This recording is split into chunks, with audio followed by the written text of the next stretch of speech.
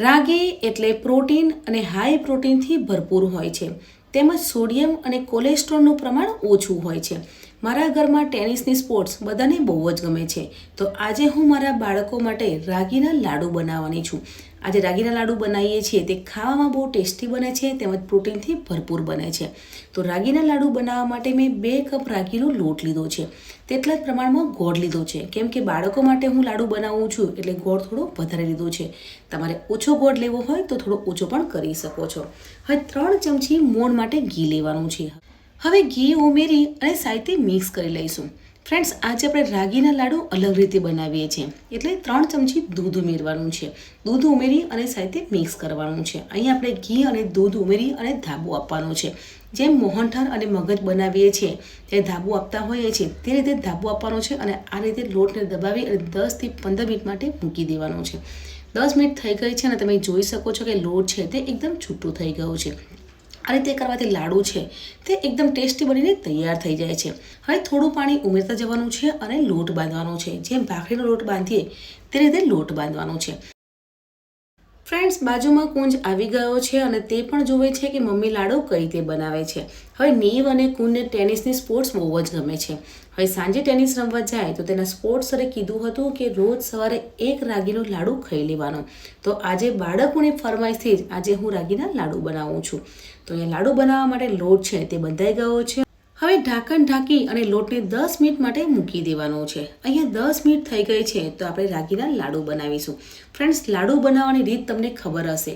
લાડુ 2 રીતે બનતા હોય છે.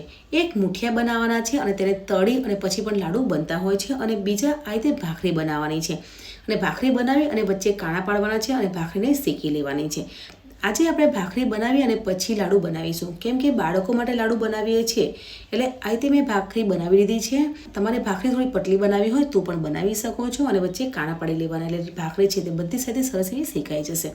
હવે થોડીક એવી ભાખરી શેકાય એટલે વચ્ચે આ રીતે ઘી મૂકવાનું છે અને બંને સાથે શેકી લેવાની છે. આપણે રાગીનો લોટ લીધો છે એટલે કલર થોડો અલગ લાગશે, પણ અહીંયા ભાખરી છે તે સરસ એવી શેકાઈ ગઈ છે અને ઠંડી પણ થઈ ગઈ છે. એટલે આ રીતે ભાખરી તોડી લેવાની છે.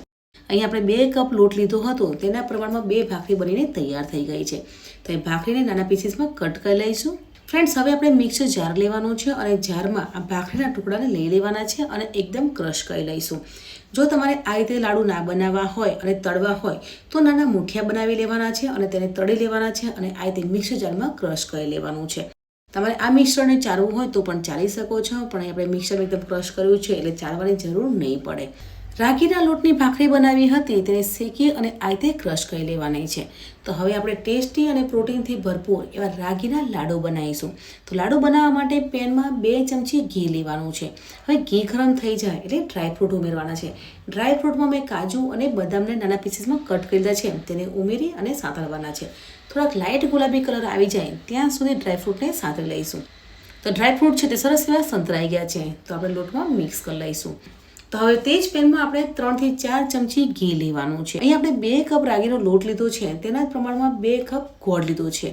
ગોળ તમારે ઓછો લેવો હોય તો પણ લઈ શકો છો. ફ્રેન્ડ્સ, અહીંયા ગોળનો પાયો નથી બનાવવાનો. ગોળ મેલ્ટ થાય ત્યાં સુધી જ આપણે ગોળને શેકાવા દેવાનો છે. તો તમે જોઈ શકો છો કે ગોળ છે તે સરસ એવો મેલ્ટ થઈ ગયો છે અને નીચે તળિયે પણ ચોંટતો નથી. એટલે આપણો ગોળનો પાયો છે તે બનીને તૈયાર થઈ ગયો છે. હવે વધારે જો ગોળ શેકાઈ જશે તો કડક થઈ જશે એટલે ગેસને બંધ કરી લેવાનું છે અને ગોળનો પાયો છે તેને આપણે સાથે મિક્સ કરી લેવાનું છે. તો ફ્રેન્ડ્સ, આ ગોળનો પાયો છે તેને મિક્સ કરી લેવાનું છે અને ચમચીથી જ આપણે મિક્સ કરવાનું છે. કેમ કે ગોળનો પાયો છે તે ગરમ હોય છે એટલે આ રીતે ચમચાથી જ મિક્સ કરવાનું છે અને થોડુંક ઠંડુ થઈ જાય એટલે હાથથી મિક્સ કરી લેવાનું છે. ફ્રેન્ડ્સ, રાગીના લાડુ બનાવીએ છીએ ત્યારે ઘી વધારે નહીં ઉમેરવું પડે.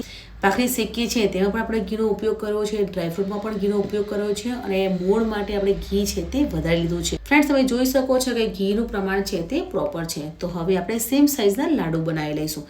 તમારે મોટા લાડુ બનાવવા હોય તો મોટા પણ બનાવી શકો છો, પણ આજે હું બાળકો માટે લાડુ બનાવું છું એટલે નાના બનાવું છું. અને આજે મેં થોડા લાડુ બનાવ્યા છે.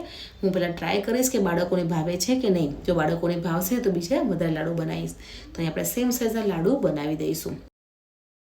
ફ્રેન્ડ્સ, રાગીના લોટમાં પ્રોટીન અને હાઈ પ્રોટીનનું પ્રમાણ વધારે હોય છે, તેમજ સોડિયમ અને કોલેસ્ટ્રોલનું પ્રમાણ ઓછું હોય છે. વેઇટ લોસમાં પણ રાગીનો લોટ હેલ્પફુલ થાય છે. તમે રાગીના લોટના ચીલ્લા, રાબ કે ખીચડી બનાવીને પણ સર્વ કરી શકો છો. તો અહીં આપણા સેમ સાઇઝના લાડુ બનીને તૈયાર થઈ ગયા છે. તો હવે એક પ્લેટમાં ડ્રાય કોકોનટ લેવાનું છે અને તેનાથી કોટિંગ કરી લઈશું. આ ઓપ્શનલ છે, તમારે આ રીતે કોટિંગ ના કરવું હોય તો પ્લેન લાડુ પણ સર્વ કરી શકો છો. પણ આજે હું બાળકો માટે લાડુ બનાવું છું એટલે કોકોનટથી કોટિંગ કરી લઈશ. તો એ બધા જ લાડુને આપણે કોકોનટથી કોટિંગ કરી લઈશું. ફ્રેન્ડ્સ, આપણા ઘરે વાર તહેવારે લાડુ, લાપસી, મોહનથાળ બનાવવામાં આવતું જ હોય છે. હવે લાડુ બનાવીએ ત્યારે આપણે ઘઉંનો લોટ ઉમેરીએ છીએ અને બેસનનો લાડુ બનાવીએ ત્યારે થોડો ચણાનો લોટ એડ કરીએ છીએ. પણ આજે આપણે રાગી લાડુ બનાવ્યા છે, એટલે રાગીનો લોટ લીધો છે અને લાડુ બનાવ્યા છે.